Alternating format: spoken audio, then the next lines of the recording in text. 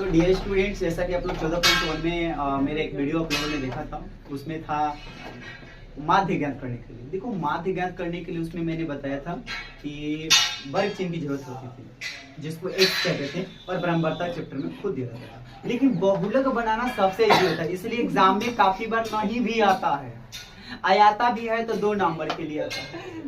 बहुलक एक ऐसा चैप्टर है जो बहुत आसान होता है, और कई बार आता है, थोड़ा तो नहीं हार्डिंग रहता है ना, मतलब कैलकुलेशन करने में तो 5 नंबर का पूछ लेता है, और नहीं तो दोस्तों आपको माध्य ही पूछा जाता। अब ध्यान दो, 2 नंबर के क्यों पूछा जाता है। ये लड़का ध्यान दो, एक सारणी दिया रहता है और कोशिश करें उस सारणी को इस प्रकार में रो में, ए लड़का वर्टिकल पूरा यानी स्तंभ रूप में हम आप लोग उतारेंगे। अगर ऐसे उतारते हैं तो देखो क्या होता है, बात समझिएगा। बहुलक का मतलब होता है बहुत बार जो आता है। बताओ इसमें ऐसा कौन सी संख्या है जो बहुत बार लिखा गया है? 23। Very good. तो इसलिए मैंने लिख दिया है कि अधिकतम जो बारंबारता है, हाँ 23 जो है ना, कोई भी अगर संख्या जो बच्चे होंगे वो 23 होंगे। इसमें भी बच्चों की संख्या कितनी होगी? 23 होगी। मैंने ज्यादा हो गई। हाँ। तो अधिकतम बारंबारता जिसको हम लोग F1 के नाम से जानते हैं, जिसको बारंबारता अधिक मिल जाएगी ना, उसको हम लोग F1 कहते हैं। तो तुम बताओ कि अगर F1 यहाँ मिला तो हम लोग 23 इसको क्या बोलेंगे? बताओ तो। ज्यादा F1। तो बताओ F1 की जो वैल्यू मिली कितनी मिल गई? 23। मैंने लिख दिया अधिकतम बारंबारता F1 बराबर 23। और जहां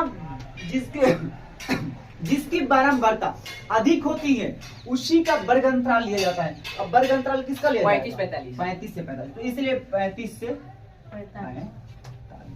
दोस्तों, मैं आपको यहाँ से 2 चीज निकालना सिखा रहा हूँ। कैसे? 2 चीज यहीं से निकलता है वर्ग अंतराल से, और बहुत सारे बच्चे कंफ्यूजिंग हो जाते हैं। दोस्तों, इसको बोलते हैं निम्न सीमा और इसको बोलते हैं उच्च सीमा। निम्न सीमा का मतलब होता है लोवेस्ट। क्या होता है? लोवेस्ट। तो सबसे पहले लोवेस्ट में यानी एल से कर सकते हैं। एल का मतलब क्या होगा, कोई बताएगा? 35 लोवेस्ट। ये से निकल जाता है दोस्तों एच। एच समझते हो? हाईएस्ट। नहीं, हाईएस्ट इसमें काम नहीं होता है। एच का मतलब होता है परिसर। क्या होता है परिसर? मैं लिख देता हूँ, परिसर की जरूरत होती है। परिसर 5 नंबर में इसीलिए भी पूछ सकता है। परिसर एच बराबर, बताओ परिसर एच बराबर, मैंने बताया है परिसर ज्ञात करने के लिए बड़का में से छोटा को घटा दो, परिसर निकल जाता है। ऑब्जेक्टिव में जब करवा रहा था ऐसा था। तो दोस्तों 45 में से अगर 45 में से 35 चला जाएगा तो कितना बचेगा? 10 बचेगा। एच का मान कितना हो गया? 10। अब क्या ध्यान देना, अब F0 और F1 तो हमारा F1 निकल चुका है। F0 का मान कोई बताएगा क्या? मैं इधर लिख देता हूँ थोड़ा, क्योंकि इधर कैलकुलेशन करना पड़ेगा। यहाँ लिख दूं, देखो तो इधर F1 की वैल्यू कितनी होगी और F2 की वैल्यू कितना। ध्यान देना, यहाँ 1 आता है ना, 1 के बाद क्या आएगा? 2 आएगा। तो यही तो F2 है। F2 की मान कितनी हुआ? 14। यह F1 है, ये F2 है। F1 के पहले क्या आएगा? 21। यही तो है 21 बन गया। तो वो F1 लिखल बड़े 0 लिखी कहाँ? अच्छा हाँ, कंफ्यूजन हो गया।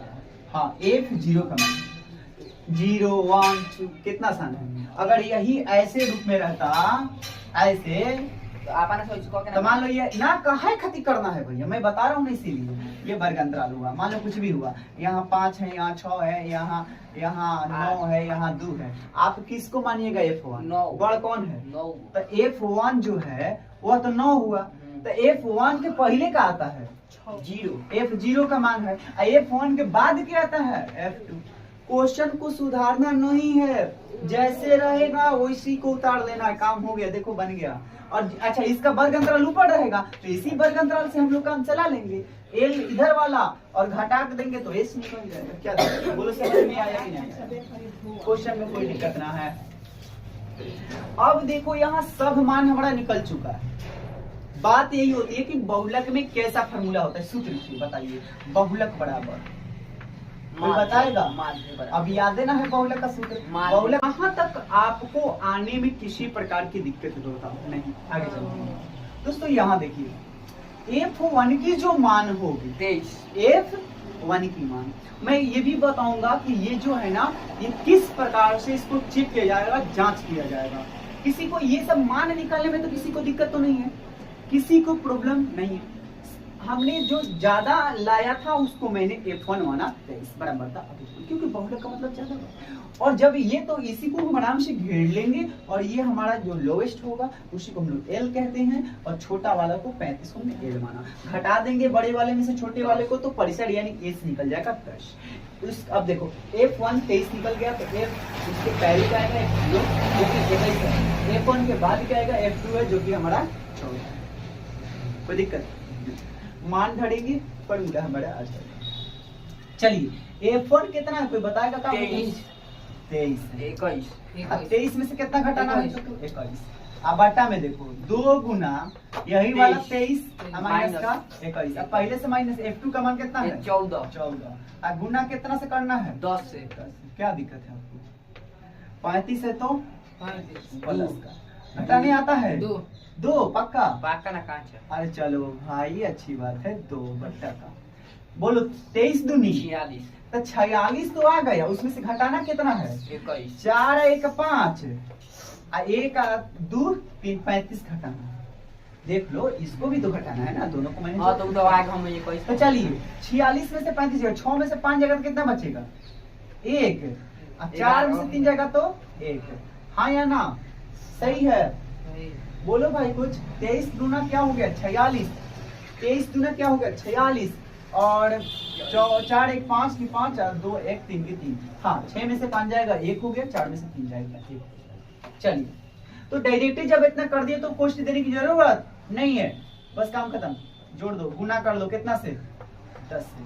कराने आती है 10 से क्या गुना भाई? बिल्कुल।